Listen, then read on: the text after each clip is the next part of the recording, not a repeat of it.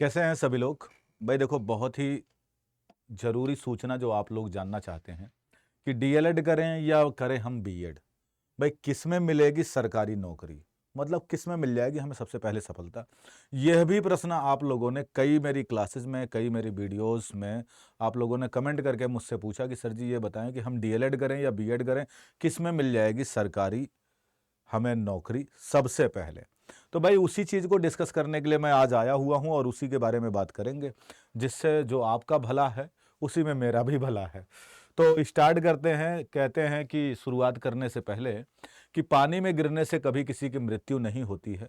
मृत्यु तभी होती है जब हमें तैरना नहीं आता है। इसी प्रकार से जीवन में हमारे कभी परिस्थितियां समस्या नहीं पैदा करती हैं।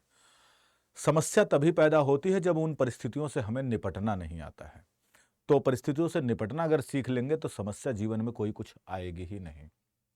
देखो, 12th पास बेसिस पे कई सारे सर्टिफिकेट प्रोग्राम चलते हैं, कुछ डिप्लोमा भी हैं, कुछ डिग्री हैं, कुछ सर्टिफिकेट हैं 12th बेस पास होने पर।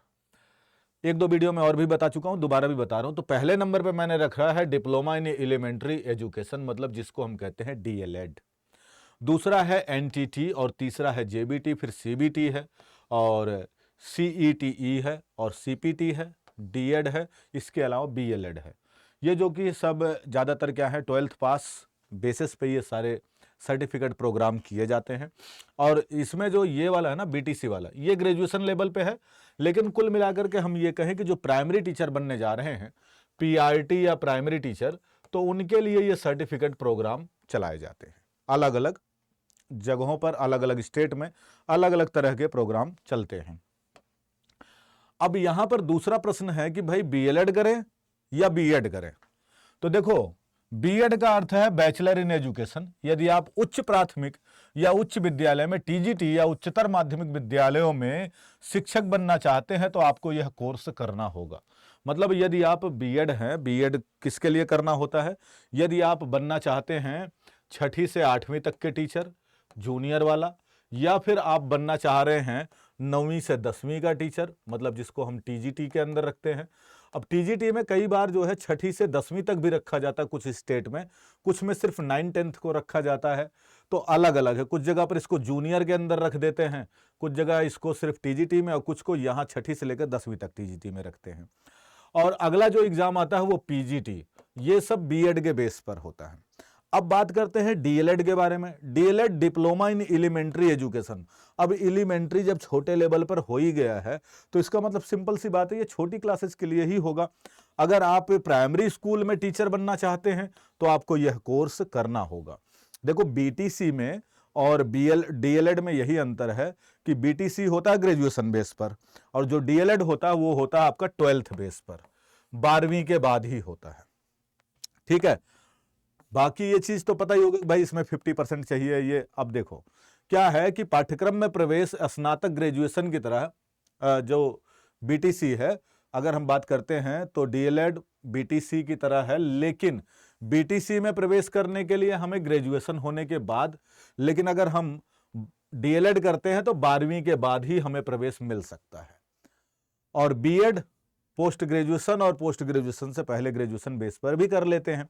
तो डीएलएड आपको प्राथमिक शिक्षा के लिए, मतलब 5वीं तक के लिए डिग्री या शिक्षण प्रदान करता है। मतलब अगर 5वीं तक के टीचर बनना चाहते हैं तो आपको डीएलएड करना चाहिए। और यदि आप स्नातक या उससे ऊपर, मतलब टीजीटी या जूनियर, या फिर आप जो है बनना चाह रहे हैं कि भाई पीजीटी बनूं, तो आपको करना पड़ेगा क्या? बीएड करना पड़ेगा। ठीक है, अब आगे चलते हैं, थोड़ी सी और जानकारी लेते हैं। डीएलएड आपको प्राथमिक 5वीं तक ये बता ही चुका हूं, और बीएड करना होगा अगर उससे ऊपर जा रहे हैं, जबकि 12वीं किसी भी कक्षा में देता है तो आप इसको डीएलएड करते हैं।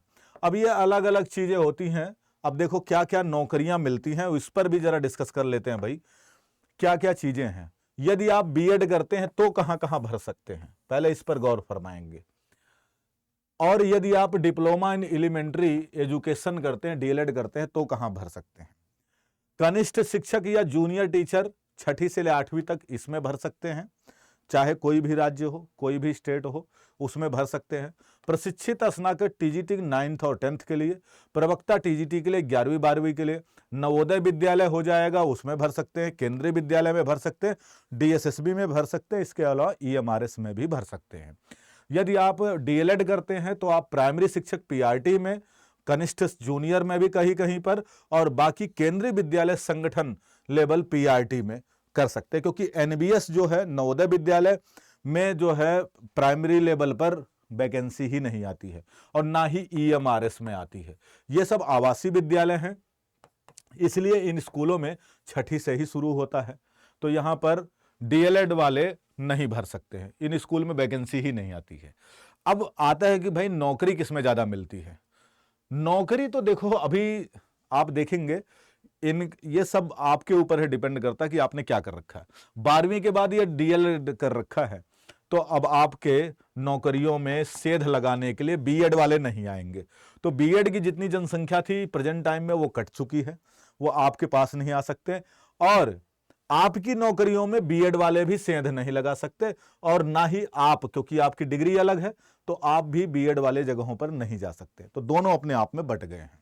अब यहां पर अलग अलग राज्यों में कहीं 70,000, कहीं 69,000, कहीं अलग अलग आती है। तो अगर आपने डीएलएड कर रखा है तो आपके पास वैकेंसीज बहुत ज्यादा है, फाइट भी लेकिन बहुत ज्यादा है।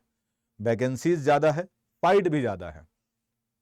यहां पर देखो और यहां पर देखो, दोनों में अगर ध्यान देते हो तो बीएड वाले में ऑप्शंस ज्यादा मिल रहे हैं। जूनियर का भी मिल रहा है, टीजीटी का भी मिल रहा है, पीजीटी का भी मिल रहा है, नवोदय विद्यालय में भी है, केंद्रीय विद्यालय में भी है, डीएसएसबी में भी है। लेकिन यहाँ केबीएस और डीएसएसबी में तो है, लेकिन ईएमआरएस में नहीं है। यहाँ ईएमआरएस में है, बीएड वाले में ईएमआरएस एक्स्ट्रा है, यहाँ लिखा नहीं है मैंने, लेकिन फिर भी ध्यान रखिएगा। और यहाँ ना ईएमआरएस है, ना ही यहाँ पर नवोदय विद्यालय है, और ना ही यहाँ पर आपका सैनिक वाला है जो जूनियर लेवल पर आता है। तो यहां पर कुछ जगहों पर कट जाता है, यहां पर कुछ जगहों पर बढ़ जाता है। लेकिन वैकेंसी की अगर बात करते हैं स्टेट लेवल पर, तो सबसे ज्यादा वैकेंसी प्राइमरी लेवल पर आती है, 70,000 60,000 ऐसे वैकेंसी आती है। अब आपको यह देखना है, यहां तो कुछ सोचना ही नहीं है कि हम क्या करें, सोचना उनको जिन्होंने नहीं किया अभी तक, जिन्होंने अभी तक कोई भी डिग्री नहीं ली दोनों में से, वो सोच सकते हैं कि मैं डीएलएड कर लेती हूं 12th के बाद, या डीएलएड कर लेता हूं तो मेरे पास ये मौके मिल जाते हैं। और जो कर चुके हैं वो भाई बीएड कर चुके हैं तो बीएड वाले पर ध्यान दीजिए, मौके बहुत ज्यादा हैं। और डिप्लोमा कर चुके हैं तो आप इधर जा ही नहीं सकते, यहीं पर ध्यान दीजिएगा, फोकस करिएगा। दोनों अपने अपने जगह हैं। और लेकिन अगर ये चीज हमेशा से ही देखा गया है, बीएड की अपेक्षा, पीजीटी और टीजीटी की अपेक्षा प्राइमरी की वैकेंसी हर स्टेट में ज्यादा आती है। और कुल मिलाकर केबीएस में भी आती है, डीएसएसबी में भी आ जाती है प्राइमरी की वैकेंसी, और स्टेट लेवल पर तो आती ही आती है। तो जिन्होंने किया, यहाँ वैकेंसी जल्दी आती है तो नौकरी भी जल्दी मिल जाएगी।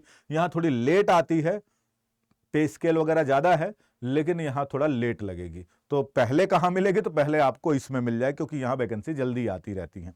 ठीक है, तो ये इंफॉर्मेशन मैं लेकर के आया था। ये वीडियो कैसी लगी आप लोगों को एक बार जरूर बताइएगा, और कमेंट करके बताइएगा कि किसी और रिलेटेड वीडियो आप जानना चाहते हैं, या कोई ऐसा टॉपिक है जिस पर आप चाहते हैं कि मैं उस पर वीडियो बनाऊं, जो आपको बहुत कंफ्यूजिंग है तो उस पर भी बनाऊंगा।